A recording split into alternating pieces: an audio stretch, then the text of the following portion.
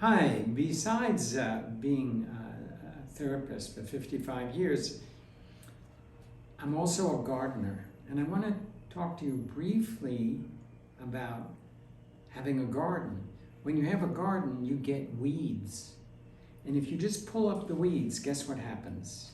More weeds and more weeds and more weeds. You have to go to the root of that invasive plant and dig down, and you have to get it from its root, or it will take over the whole garden. Well, phobia is very much like that too. A phobia generalizes and generalizes and generalizes, and when you work with the explicit, you're cutting the weed or you're pulling it up, but the root is still nourished and it will grow back. I had a very nice, big, successful Brazilian CEO, and he did a lot of international traveling for his company, and he was flying to Dubai, and they went through a terrible electrical storm, and the plane was going up and down, and it evidently it was for maybe an hour, hour and a half of really strong turbulence. He was panic-stricken. He barely could get on a plane when he had to come back to Brazil, and he stopped flying. And money was no object, so he saw any number of therapists, and he went through a number of different hypnotherapists and many kinds of therapeutic intervention. He couldn't get on a plane again. And he came to see me and described what I'm describing to you, of course, in more detail. But as I sat with him, I was able to say to him, what can you sense the feeling? I was scared, I was this, no. Scared doesn't tell me what you were feeling. And he said, oh. Eventually he was able to say, didn't matter that there were so many people on the plane, didn't matter that I was in first class. I felt totally alone. I'm gonna die here. There's nobody responding to me. The stewards on the plane or stewardesses couldn't respond because they had to be buckled in themselves. So rather than work on the phobia directly, I decided to do an age regression, but I didn't know what age to take him back to, so we did not use a flying carpet to go back in time.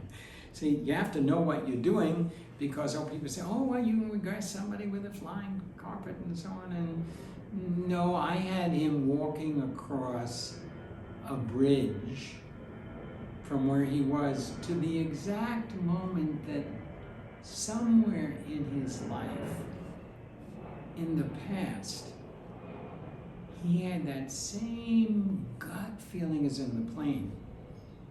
He and I were very surprised. He went back to about 3 years old, and he was in his playpen. He got scared. The servants who took care of him, nobody was there. The parents were not at home.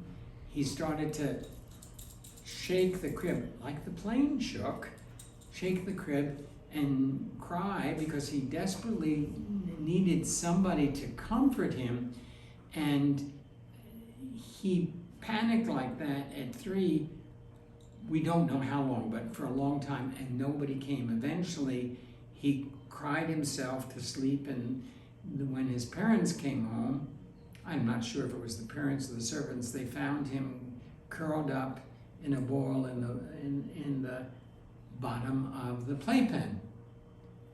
When he revisited that through regression,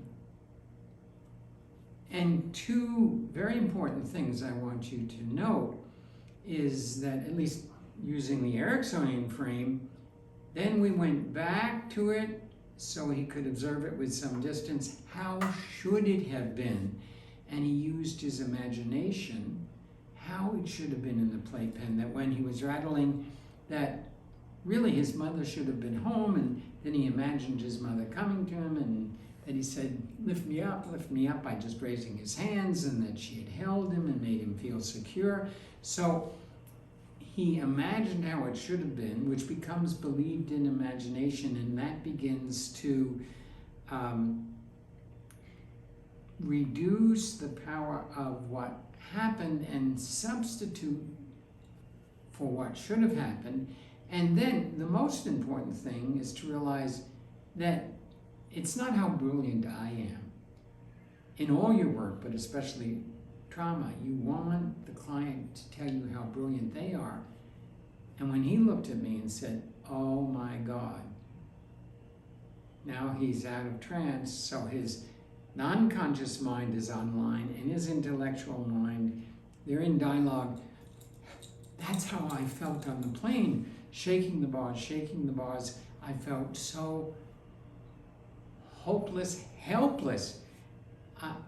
Nobody was there. I felt so abandoned. Everybody was buckled in. I had no control, and it went on forever until I just felt I can't tolerate this anymore. When he shared with me his way of connecting to the information that had emerged from the regression, he doesn't resist that. He's telling me, this is the connection I made. All I have to do is validate it.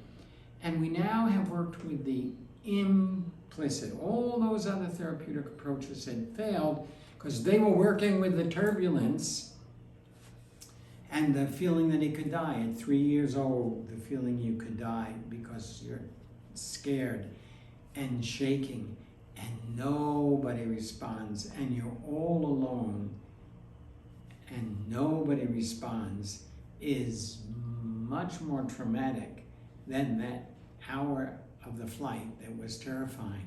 And he happily, and I said to him as he was leaving, take your next flight or so, but if at any point you need to come back. And he called me about a month later and said, I had done quite a lot of flying. And even when we hit some turbulence, I just remember that image. Mom is here. He said, and actually I just hold on to myself. And I taught him to do this, which is bilateral stimulation. Bilateral stimulation gets the brain to go left, right. When we're traumatized, the brain stops on the right side or the left side, and the trauma goes into the non-conscious mind, and it's not processed.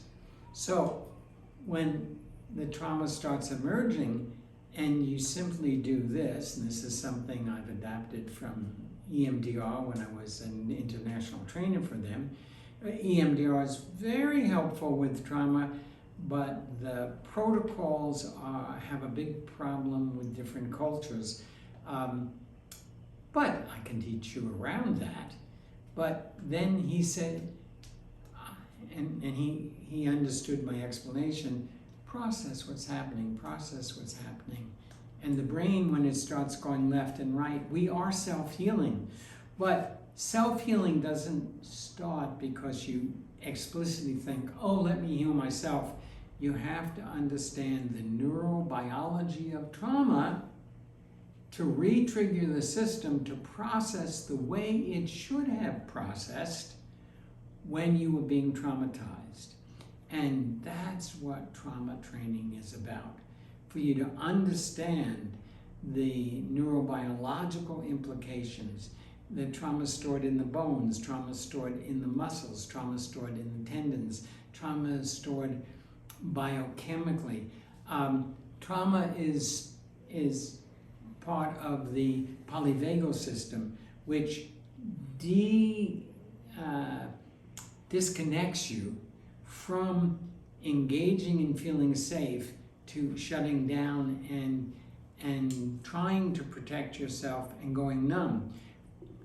As a CEO, he was not only not traveling, but he was not making quick decisions because part of him was numb from the revisiting the trauma through the explicit of the Dubai travel. CEO cannot afford not to make fast decisions. They have to often make decisions that they can make corrections after they make the decision, but if they don't make the decision, akabo, the opportunity is gone. And he did report to me that flying was no longer a problem, and he was back to his own sense of security in running his business. He could make decisions very quickly. That's the importance of knowing how to